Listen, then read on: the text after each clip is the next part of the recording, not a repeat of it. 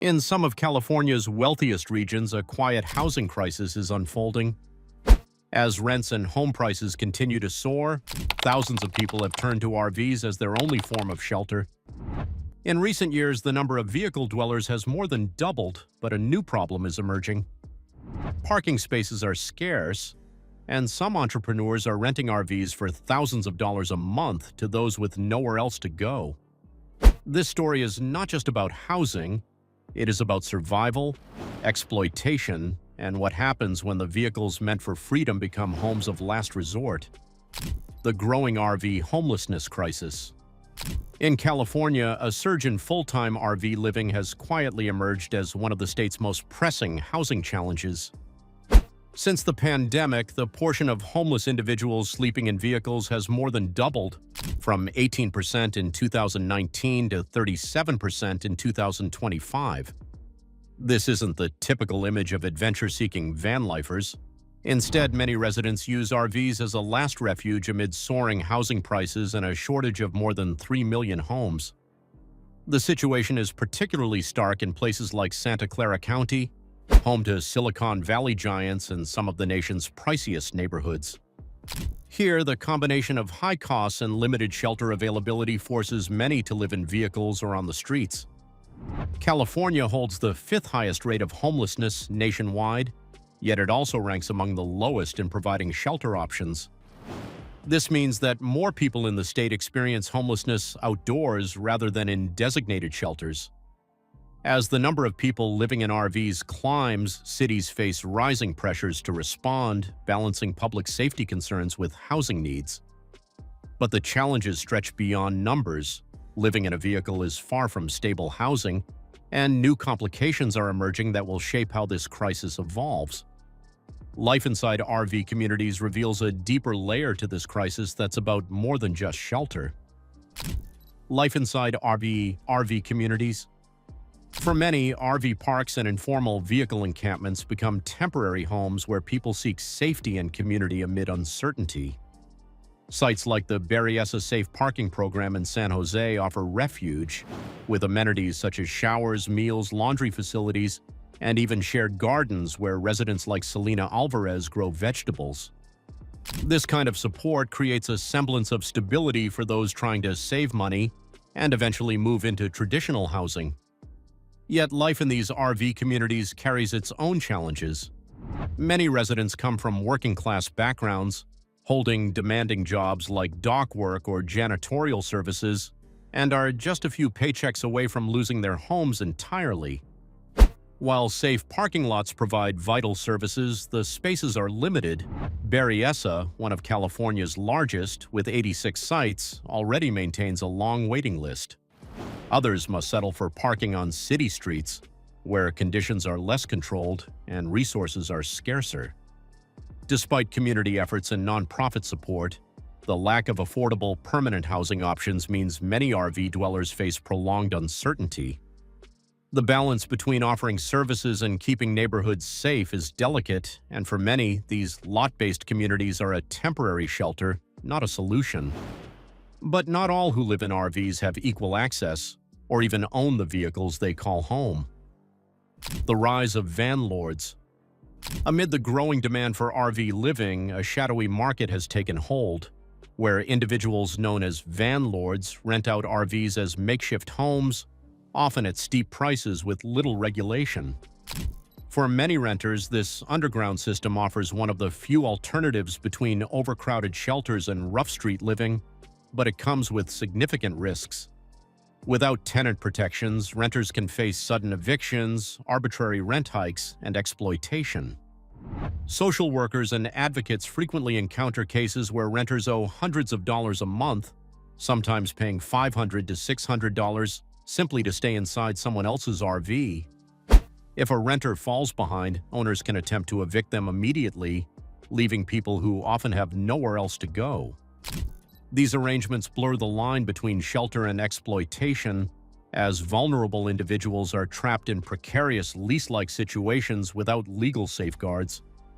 Cities like San Jose have recognized the problem and passed legislation to ban residential RV rentals on city streets, aiming to curb the negative impacts on individuals and neighborhoods. Yet enforcement remains difficult, especially when many Vanlords wish to remain anonymous due to the illicit nature of these rentals. This underground economy adds an unexpected and troubling chapter to California's RV homelessness story. From these hidden struggles within RV living, and if you value content that explains the bigger picture, take a moment to like and subscribe. City officials have begun crafting policies to regulate and respond. City policies and legal responses. Cities like San Jose have had to confront the complexities of RV homelessness with a mix of regulations and support programs, trying to balance public safety and the needs of vulnerable residents. In July 2025, San Jose enacted legislation banning the practice of renting RVs as long-term housing on city streets, a direct response to the rise of Vanlords, exploiting renters without tenant protections. The law aims to prevent illegal rentals while encouraging safer, more regulated options for RV dwellers. Beyond bans, the city has established safe parking sites that provide monitored spaces for RV residents.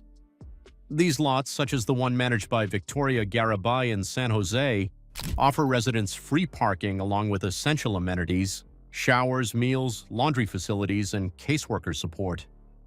With the capacity to house about 128 vehicles, these sites are lifelines for many, but still fall short of meeting growing demand. Long waiting lists and limited spots mean that many remain on the streets or in informal encampments. Officials also face pushback from neighborhoods concerned about the visibility and size of RV communities. City leaders strive to walk that balance, providing services while maintaining clean, safe public spaces.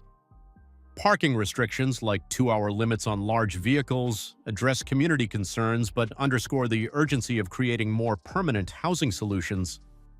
These policy efforts illustrate the tension between enforcement and empathy in addressing a complex crisis.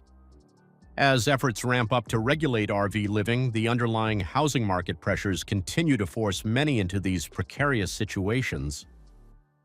Economic and housing pressures. The rise of RV homelessness is inseparable from California's long-standing housing shortage and the skyrocketing cost of rent. The state is short by millions of housing units, creating fierce competition and pushing prices beyond the reach of many working and middle-class residents. Some RV dwellers are hard-working individuals employed in demanding jobs, dock workers, janitors, day laborers, who find themselves priced out of traditional apartments despite steady incomes. This scarcity fuels the underground rental market where Vanlords charge exorbitant fees for parking spots or RV rentals, sometimes up to $2,500 a month just for space, excluding the vehicle itself. Once a budget option for travelers, some RV parks have transformed into expensive alternatives to apartments, reflecting how few affordable options remain. For those without access to safe parking programs, the streets may feel like the only option, despite the risks and legal restrictions. For many, living in an RV is both a stopgap and a statement. They resist the label of homeless, viewing their vehicle as home. Yet, without safe, affordable parking and pathways to permanent housing, thousands are stuck in an unstable limbo. Until more housing is built, RVs will continue to serve as unintended shelters in a crisis that demands long-term solutions. The personal stories from these communities underscore a pressing need for more than just policy, to create real pathways out of homelessness for those living on wheels. Paths towards stability. Safe parking programs offer a rare path towards stability for some RV residents. At sites like San Jose's Berryessa lot, people living in vehicles gain access to services that can help them rebuild their lives. Residents receive meals, showers, laundry facilities, and regular case management. Social workers meet with them weekly, helping navigate housing applications, financial aid, and other support programs. For many, these monitored spaces become a temporary bridge between life in a vehicle and a more permanent home. But access to these programs is limited. Many people living in RVs remain on city streets or in unregulated parking areas where daily life is uncertain and often unsafe. Long waiting lists and strict eligibility requirements mean countless individuals never receive the support they need. Advocates believe well-managed RV parks could provide a practical solution by offering safe spaces, community support, and stability for very low-income residents. Yet the larger problem remains California's severe housing shortage. Transitional programs can help, but they cannot replace the need for more affordable housing. Until more homes are built, RVs will continue serving as temporary, imperfect shelters for thousands searching for a stable place to live. RV homelessness in California is a complex and growing crisis where shelter sometimes comes on wheels, but often without stability. From harsh realities to hopeful programs, the story reveals a system struggling to keep up with soaring need. If you found this look behind the scenes insightful, please like this video and subscribe for more in-depth stories about housing and social issues.